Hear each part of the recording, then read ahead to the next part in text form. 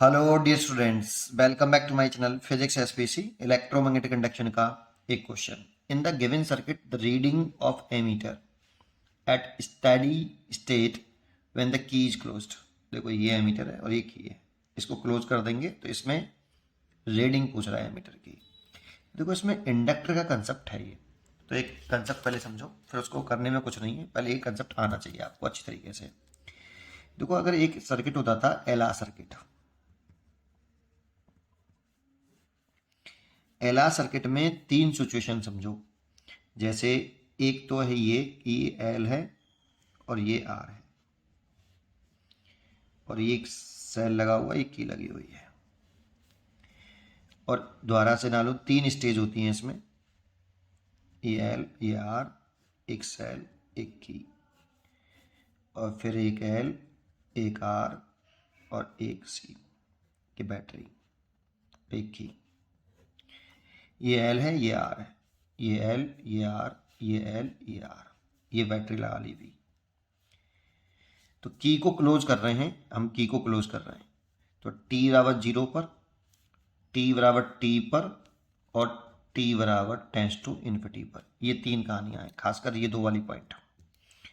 तो पहले इस वाले पॉइंट पे चर्चा कर लेता हूँ। इसमें जो करंट फ्लो करेगी आई, इसकी वैल्यू होती है, अगर यहाँ पे वी लिख रहा है, वैसे तो आई नॉट लिखते हैं यहाँ पे, इस आई नॉट की वैल्यू जो होगी ये होती है we upon are.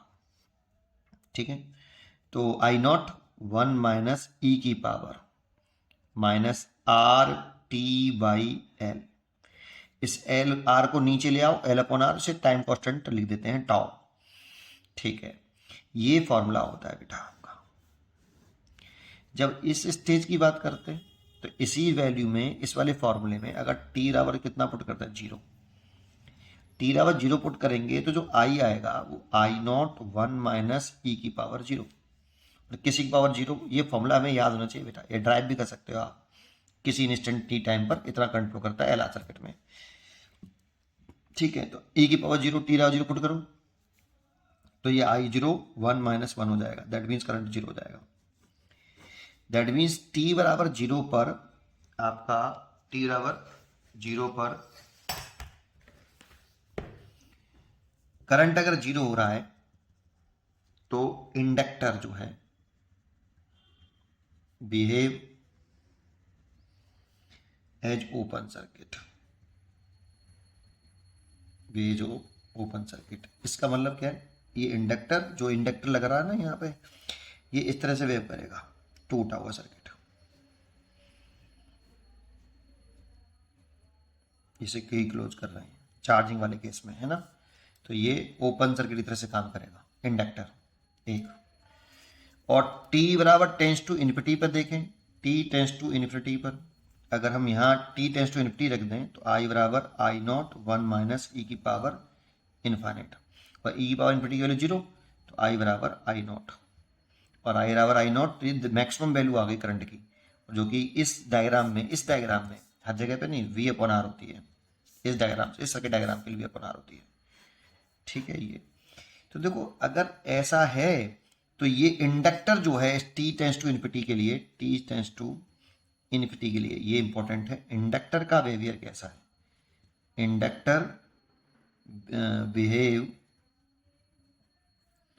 As zero resistance conducting wire, zero resistance conducting wire, that means short circuit, short circuit. अच्छा, टी टेंस टू इन्फिनिटी का मतलब ये भी कह सकते हो स्टेडी स्टेट, मतलब लॉन्ग टाइम इंटरवल बाद, की क्लोज करने के बहुत देर बाद, स्टेडी स्टेट भी बोल सकते हो इसको, टी टेंस टू इन्फिनिटी का। बस ये इसमें ये वाला पॉइंट और ये वाला पॉइंट इंपॉर्टेंट है। अब आपको क्वेश्चन देखते हैं क्या कह रहा है। In the given circuit reading of ammeter at steady state, अब स्टेडी स्टेट मतलब t tends to infinity when the key is closed. जानते हो जब ये स्टेडी स्टेट अटेंड कर लेता है ना, दैट मीन्स करंट कांस्टेंट हो जाती है, तो इंडक्टर करंट के फ्लो होने का अपोज नहीं करता बेटा। जब अपोज नहीं करता तो इसका रोल खत्म हो जाता है, इसका रोल खत्म हो गया, तो इसका रोल खत्म हो गया तो ये लिखेंगे at study state, at study state, अभी मैंने लिखी लाइन, ये लाइन लिख दो, inductor behave as zero resistance conducting wire, that means short circuit. इसका मतलब सर्किट डायग्राम कुछ ऐसे बन जाएगा, देखो ये रेजिस्टेंस है आपका, ये सेल है, और एक रेजिस्टेंस यहाँ लगा हुआ है।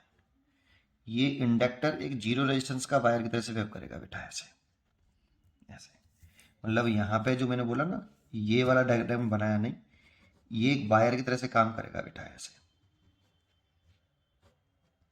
ऐसे जीरो रेजिस्टेंस का वायर बन जाएगा। ये तो रेजिस्टेंस ही था, ऐसे है ना। इसमें करंट जीरो नहीं है बट, करंट जीरो नहीं है, देखो करंट जीरो नहीं, कुछ है। तो इस वाले केस में short circuit inductor behave as एक जीरो रेजिस्टेंस का वायर। अब लॉजिकली सोच लो यार, इसका ईएमएफ ही है, तो मान लो हमसे पूछा क्या रीडिंग ऑफ एमीटर, यहाँ एमीटर लगा हुआ है, तो यहाँ से करंट निकली आई। अब बताओ यहाँ आके करंट डिवाइड होगी या नहीं होनी चाहिए? नहीं होनी चाहिए। क्यों? सोचो यार लॉजिकली, करंट मोस्टली किधर ज़्यादा जाती है? वैसे शॉर्ट सर्किट के कंसेप्ट से देख सकते हो, मैं दो तरीके से बता दूंगा आपको इसको। आप ये सोच के बताओ पहले, करंट जाती किधर है? जिधर रेजिस्टेंस ज़्यादा होता है, जिधर रेजिस्टेंस कम होता है। तो बेटा इसका तो रेजिस्टेंस ही जीरो है, तो सारी करंट ऐसे चली जाएगी, और सारी करंट ऐसे जाएगी तो रीडिंग ऑफ एमीटर आई ही आएगी, टोटल करंट को मेजर करेगा ये। अच्छा, एक तरह से तो ये पॉइंट हो गया। दूसरा पॉइंट समझो, जीरो रेजिस्टेंस का वायर का मतलब क्या होता है? जैसे ये है, ए है, ये बी है, तो एक ऐसे समझ सकते हो आप इसे, शॉर्ट सर्किट के नाम से बोलते हैं इसको हम, कि इसमें करंट नहीं जाएगी, मतलब ये करंट ऐसे जाएगी। शॉर्ट सर्किट का मतलब क्या होता है? देखो, पोटेंशियल डिफरेंस V बराबर होता है I इंटू आर। तो इसमें I जीरो नहीं है बेटा, इस वाले वायर में, इस वाले वायर में R जीरो हुआ है, इसका R जीरो हुआ है। तो पोटेंशियल डिफरेंस लिखें तो VA minus VB, potential difference लिखें तो A और B की तो एक्रॉस लग रहा हुआ है ये शॉर्ट सर्किट वाला वायर, जीरो रेजिस्टेंस वाला वायर, तो रेजिस्टेंस जीरो, करंट जीरो नहीं है, तो VA माइनस VB बराबर जीरो, दैट मीन्स VA बराबर VB। तो A और B का पोटेंशियल सेम हो जाएगा। तो जीरो रेजिस्टेंस के वायर में तो करंट चली जाएगी, लेकिन इसमें नहीं जाएगी। अब सोचो, जब आप ऐसे किसी वायर से जोड़ते हो ऐसे, तो ये तो इस वाले पॉइंट का, इस वाले पॉइंट का पोटेंशियल सेम होता है कि नहीं? तब भी करंट फ्लो करती है। ऐसे कराते हो नहीं कराते हो आप? जीरो रेजिस्टेंस का वायर मानते हैं इसको, तो यहाँ पर इसका रेजिस्टेंस ही नहीं है, इसलिए करंट ऐसे जाएगी। अब कर लो, खत्म हो क्वेश्चन। अब बस केवल आपको क्या करना है, ये रेजिस्टेंस तो यूजलेस हो गया, करंट नहीं जा रहा, तो ये रेजिस्टेंस बचा R/2, और ये रेजिस्टेंस कितना है? R/2। और सर्किट बना लो कुछ इस तरह से, ऐसे, और यहाँ लगा हुआ है आपका एमीटर, और इसमें करंट जा रही है, ये R/2, ये भी R/2, और ये E। तो देखो ये दोनों रेजिस्टेंस सीरीज में हो गए, तो टोटल रेजिस्टेंस जो आ गया सर्किट का, ये हो गया R/2 plus R/2, that means R।